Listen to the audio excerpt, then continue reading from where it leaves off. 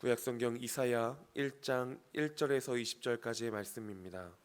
유다 왕 우시아의 요단과 아하스와 히스기야 시대에 아모스의 아들 이사야가 유다와 예루살렘에 관하여 본 계시라. 하늘이여 들으라, 땅이여 귀를 기울이라. 여호와께서 말씀하시기를 내가 자식을 양육하였거늘 그들이 나를 거역하였도다. 소는 그 임자를 알고 나귀는 그 주인의 구유를 알거마는 이스라엘은 알지 못하고 나의 백성은 깨닫지 못하는도다 하셨도다. 슬프다 범죄한 나라요, 허물진 백성이요, 행악의 종자요, 행위가 부패한 자식이로다. 그들이 여호와를 버리며 이스라엘의 거룩하신 이를 만홀히 여겨 멀리하고 물러갔도다. 너희가 어찌하여 매를 더 맞으려고 패역을 거듭하느냐. 온 머리는 병들었고 온 마음은 피곤하였으며 발바닥에서 머리까지 성한 것이 없이 상한 것과 터진 것과 새로 맞은 흔적뿐이거늘 그것을 짜며 싸매며 기름으로 부드럽게 함을 받지 못하였도다. 너희의 땅은 황폐하였고 너희의 성읍들은 불에 탔고 너희의 토지는 너희 목전에서 이방인에게 삼켜졌으며 이방인에게 파괴된 같이 황폐하였고 딸 시온은 포도원의 망대같이 참외밭의 원두막같이 에엄 쌓인 성읍같이 겨우 남았도다. 만군의 여호와께서 우리를 위하여 생존자를 조금 남겨두지 아니하셨다면 우리가 소돔 같고 고모라 같았으리로다. 너희 소돔의 관원들아 여호와의 말씀을 들을지어다. 너희 고모라의 백성아 우리 하나님의 법에 귀를 기울일지어다. 여호와께서 말씀하시되 너희의 무수한 재물이 내게 무엇이 유익하뇨. 나는 순양과 번제와 살찐 짐승의 기름에 배불렀고 나는 수송아지나 어린 양이나 숫 염소의 피를 기뻐하지 아니하노라. 너희가 내 앞에 보이러 오니 이것을 누가 너희에게 요구하였느냐. 내 마당만 밟을 뿐이니라. 헛된 재물을 다시 가져오지 말라. 분향은 내게 가증히 여기는 바요. 월삭과 안식일과 대회로 모이는 것도 그러하니 성회와 아울러 악을 행하는 것을 내가 견디지 못하겠노라. 내 마음이 너희의 월삭과 정한 절기를 싫어하나니 그것이 내게 무거운 짐이라. 내가 지기에 곤비하였느니라. 너희가 손을 펼 때에 내가 내 눈을 너희에게서 가리고 너희가 많이 기도할지라도 내가 듣지 아니하리니 이는 너희의 손에 피가 가득함이라. 너희는 스스로 씻으며 스스로 깨끗하게 하여 내 목전에서 너희 악한 행실을 버리며 행악을 그치고 선행을 배우며 정의를 구하며 학대받는 자를 도와주며 고아를 위하여 신원하며 과부를 위하여 변호하라 하셨느니라. 여호와께서 말씀하시되 오라 우리가 서로 변론하자. 너희의 죄가 주홍 같을지라도 눈과 같이 희어질 것이요 진홍같이 붉을지라도 양털같이 희게 되리라. 너희가 즐겨 순종하면 땅의 아름다운 소산을 먹을 것이요 너희가 거절하면 배반하면 칼에 심삼켜지리라. 여호와의 입의 말씀이니라. 아멘. 오늘부터 함께 매일 성경을 통하여서 이사야를 묵상하게 됩니다. 간단히 설명하자면 이사야는 신약에서 가장 많이 인용된 책이지요. 그리고 이사야는 분량이 많기 때문에 이 대선지서로 분류된 책이기도 합니다. 이사야는 여호와는 구원이시다라는 의미를 갖고 있는데 이것이 이사야 전체의 주제이기도 합니다. 또한 이사야는 크게 두 부분으로 나눌 수 있습니다. 이스라엘의 열방을 향한 심판과 비난의 메시지가 가득 담긴 이 1장과 39장까지의 말씀, 그리고 위로하라 위로하라 라고 시작하면서 용서와 구원을 말씀하고 있는 이스라엘의 회복 메시지가 담긴 이 40장부터 이 66장까지의 말씀, 이렇게 두 부분으로 나눌 수가 있습니다. 문체나 분위기, 또 이제 신학적 관점, 메시지들이 이제 비교가 되고 있죠. 그리고 우리는 이제 8월까지 앞부분인 1장부터 39장까지의 말씀을 함께 보게 됩니다. 오늘 본문 1장 1절에서 보는 것처럼 유다의 왕 우시아가 사망한 해에 선지자로 부름을 받았고요. 이후에 요담, 아하스, 히스기야 왕 시대에 걸쳐서 활동을 이 예사야가 하게 됩니다. 이때 국제 정세가 어떠했냐면 신아수르가 강대국으로 이제 막 부상을 하면서 아수르의 제국주의가 팽창되고 있었던 상황입니다. 그러니까 이 아수르에 대항하기 위하여서 이 시리아에 있는 이 르신 왕과 북이스라엘의 베가 왕이 함께 연합을 합니다. 그리고 더 동맹국을 모으기 위하여서 이 유다에 요청을 하는 것이죠. 유다야, 아하스 왕 너희도 함께 동맹을 하여서 아수르에 대적을 하자. 그렇지만 그 제안에 이 남유다 아하스 왕이 거절을 합니다. 그러니까 이 시리아와 북이스라엘이 동맹해서 남유다를 오히려 치려고 하는 상황인 것입니다. 이런 상황 가운데 위협을 느낀 이 아하스 왕은 이 유다의 상황인데 이때 이사야가 아하스 왕에게 말합니다. 하나님만을 의지하고 아수르와 동맹하지 말아라. 오직 하나님만을 의지하라라고 이야기하는 것입니다. 그렇지만 믿음이 없던 아하스 왕은 어떻게 합니까? 바로 아수르에게 도움을 청하게 되고 이 아수르의 속국이 되어지고 또 아수르에 있는 이방 종교들을 그들 가운데 가져오게 됩니다. 이러한 배경 가운데 이사야의 앞부분이 진행되고 있습니다. 오늘 본문을 보면 하나님께서 이스라엘의 죄악으로 인해 탄식하는 모습들이 나오고 있습니다. 오늘 본문에서 저는 슬퍼하고 계시는 하나님의 모습을 볼 수 있었습니다. 2절에서 보면 여호와께서 말씀하시기를 내가 자식을 양육하였거늘 그들이 나를 거역하였도다 라고 말씀하고 있습니다.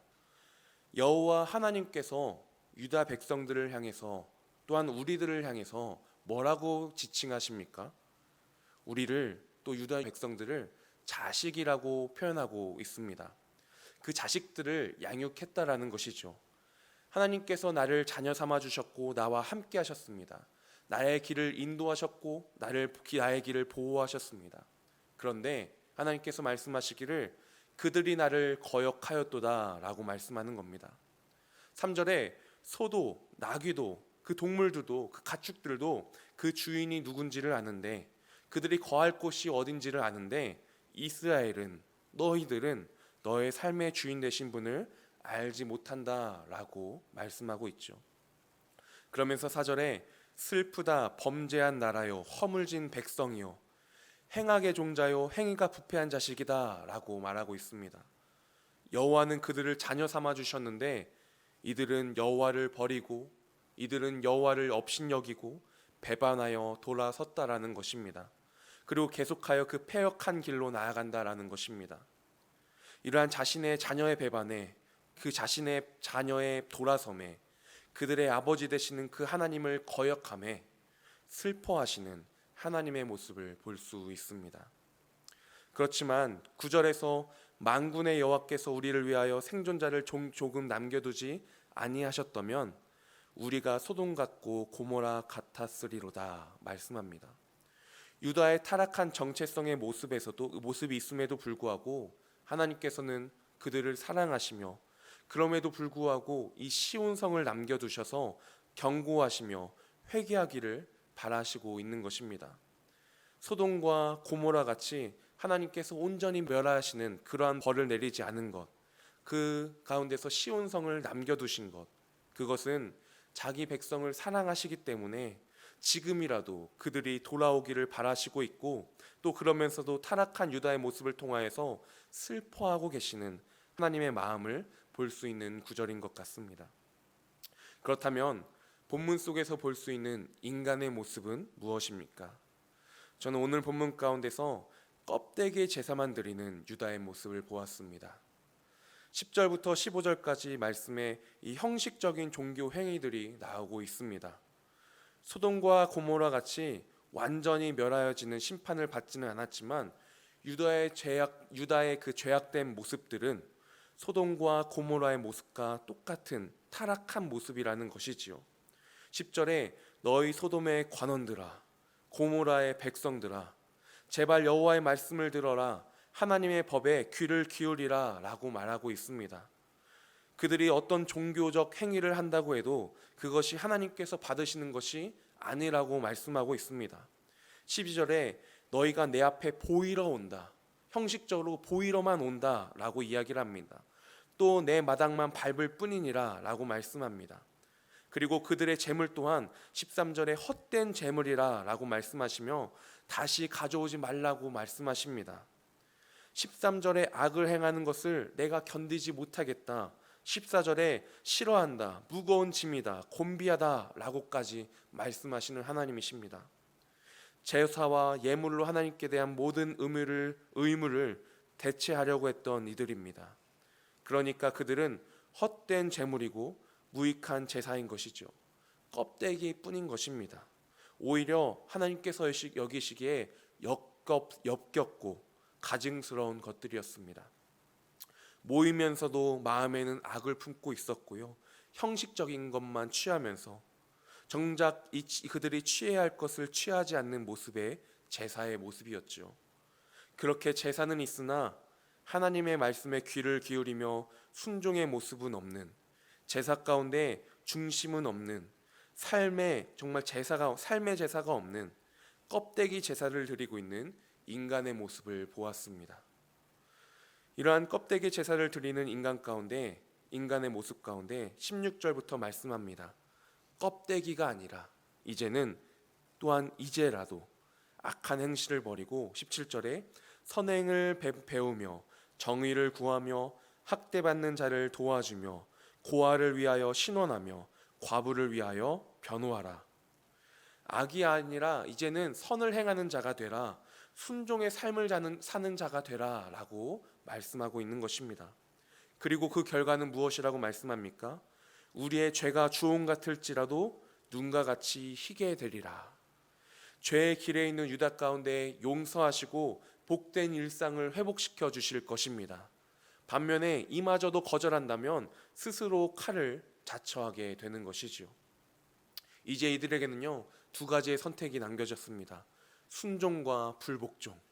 이 순종과 불복종이라는 두 개의 선택이 이들 가운데 놓여 있고, 이들이 어떠한 길을 걸어갈지 그 삶 가운데 선택하며 나아가는 것입니다. 이러한 본문 가운데 우리의 모습은 어떠한지 돌아보기를 원합니다.